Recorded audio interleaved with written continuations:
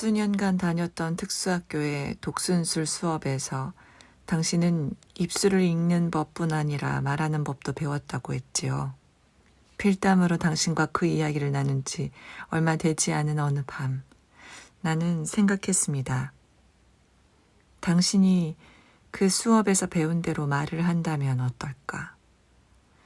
그 여름 나는 가족 몰래 독일어 수화 교본을 사서 밤마다 문장들을 익혀가고 있었습니다.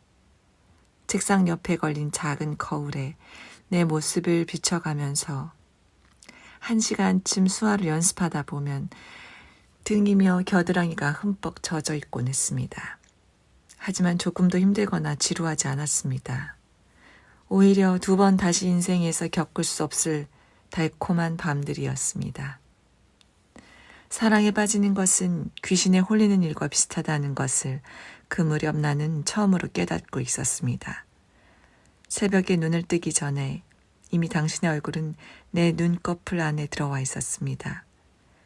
눈꺼풀을 열면 당신은 천장으로, 옷장으로, 창유리로, 거리로, 먼 하늘로 순식간에 자리를 옮겨 어른거렸습니다.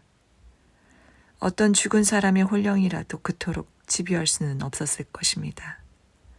그 여름밤 내 책상 옆에 작은 거울 속에는 땀을 뻘뻘 흘리면서 어설픈 수화를 연습하는 내 상반신이 비쳐 있었지만 거기에 어른어른 겹쳐있는 당신의 얼굴을 나는 매 순간 알아보았습니다. 당신이 나에게 말을 건넨다. 그 밤 독일어로 먼저 생각났던 그 문장을 나는 소리내어 모국어로 다시 중얼거려 보았습니다. 순간 떠오른 것은 당신이 종일토록 일하는 창고에 가득 쌓여있던 생나무들이었습니다. 사람들 몰래, 특히 당신의 아버지 몰래 나는 그곳에 숨어들어 당신이 일하는 모습을 지켜보곤 했지요. 널빤지들을 톱으로 켜고 끌로 깎고 사포로 밀어내는 당신의 모습은 아무리 지켜봐도 실증나지 않았습니다. 당신의 일이 길어지면 나는 작업실 구석구석을 꼼꼼히 들여다보았지요. 건조시키기 위해 벽면 가득 널어놓은 널빤지들의 코를 대보고 손끝으로 매만져 보았죠. 향이 진한 삼나무, 흰 자작나무, 얼굴을 가까이 대면 은은한 향이 나는 소나무, 당신의 둥근 어깨를 닮은 다갈색 나이테들. 당신의 목소리는 아마 그 생나무들의 감촉과 냄새를 닮은 어떤 것일 거라고 막연히 그때 나는 생각했습니다. 하지만 그런 호기심과 환상 때문에 당신의 목소리가 궁금했던 것은 결코 아니었습니다. 그때 나는 17살이었고 당신은 내가 처음으로 사랑한 사람이었습니다. 당신과 함께 살고 싶다고 나는 생각하고 있었습니다. 생명이 있는 한은 언제까지나 헤어지지 않을 거라고 믿고 있었습니다. 그래서 무서웠습니다. 결국 나는 눈이 멀 것이었습니다. 더 이상 당신을 볼 수 없게 될 것이었습니다. 필담으로도 수화로도 당신과 말을 나눌 수 없게 될 것이었습니다. 몇 주가 지난 뒤 갑자기 쌀쌀해진 휴일 오후 일을 쉬며 차를 끓이던 당신에게 나는 물었습니다. 어떤 위험도 미처 헤아리지 못한 채 조심스럽게, 아니 백치처럼 순진하게. 독순술 수업에서 배운 대로 무슨 말이든 나에게 해줄 수 있어요. 당신은 주의 깊게 내 입술을 들여다 보았고 멍한 시선으로 내 눈을 마주 보았습니다. 나는 찬찬히 더 설명했습니다. 우리는 언젠가 함께 살게 될 것이고 나는 눈이 멀 것이라고. 내가 보지 못하게 될 때 그때는 말이 필요할 거라고. 얼마나 여러 번 머릿속으로 시간을 되돌려 그날의 내 어리석음을 깨끗이 지워버리기를 원했는지 당신은 알지 못했겠지요. 당신의 얼굴은 차갑게 굳었고 부슬비가 내려 나무 향이 더 진해진 창고에서 즉시 나를 내쫓았습니다.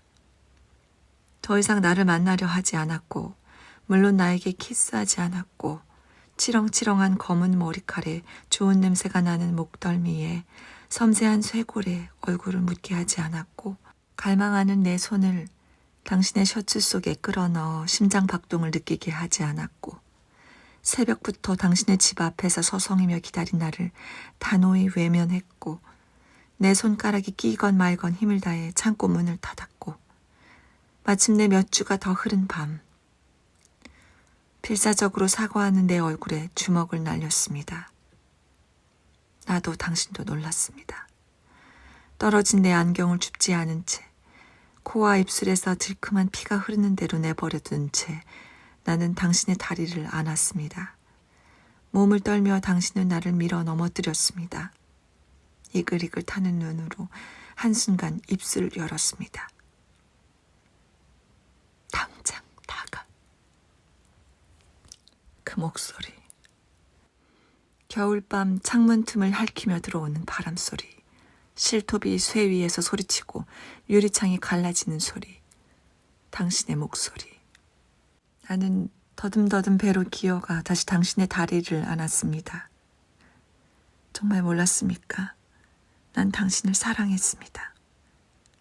이해할 수 없는 광기로 당신이 나무 토막을 집어 내 얼굴을 쳤을 때, 내가 즉시 기절했을 때, 될 것 같은 눈물이 내 눈에서 흐르고 있던 것을 당신은 보았습니까?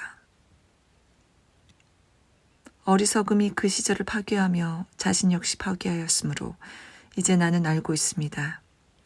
만일 우리가 정말 함께 살게 되었다면 내 눈이 멀게 된 뒤 당신의 목소리는 필요하지 않았을 겁니다. 보이는 세계가 서서히 썰물처럼 밀려가 사라지는 동안 우리의 침묵 역시 서서히 온전해졌을 겁니다. 당신을 잃고 몇 해가 지난 뒤 2개의 필름 조각을 통해 해를 올려다본 적이 있습니다. 두려웠기 때문에 정오가 아니라 오후 6시에 엷은 산을 부은 듯 눈이 씌어서 나는 오래 계속할 수가 없었습니다. 당신을 그토록 매혹한 것이 무엇이었는지 알아낼 수가 없었습니다. 다만 그리웠을 뿐입니다.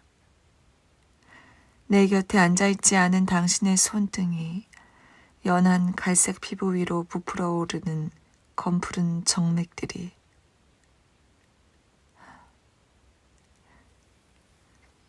이제 당신은 아이를 안고 어두운 성당에서 걸어 나옵니까? 입구에 경비원에게 맡겨놓았던 유모차를 찾아 아이를 태운 뒤 버클을 채웁니까? 함부로 흘러내린 머리칼을 고쳐 묶고 이제 집으로 돌아갑니까? 17살의 내가 새벽부터 어리석음과 번민 속에 서성이던 그 거리를 자잘한 검은 돌들이 박힌 포도를 통과해 걸어갑니까? 유모차 바퀴가 불쑥 튀어오를 때마다 아이의 가슴 앞으로 손을 내밀어 달랩니까? 선하기에 슬퍼하는 당신의 신을 어깨에 얹고 한 걸음 한 걸음 정적 속으로 나아갑니까? 그곳은 이곳보다 7시간 늦게 해가 뜨지요. 이제 멀지 않은 날에 내가 정오의 태양 아래에서 필름 조각들을 꺼내들 때 당신은 새벽 5시의 어둠 속에 있겠지요. 당신 손등에 정맥을 닮은 검푸른 빛은 아직 하늘에서 다 새어나오지 않았겠지요. 당신의 심장은 규칙적으로 뛰고 타오르며 글썽이던 두 눈은 눈꺼풀 아래에서 이따금 흔들리겠죠. 완전한 어둠 속으로 내가 걸어 들어갈 때 이 끈질긴 고통 없이 당신을 기억해도 괜찮겠습니까?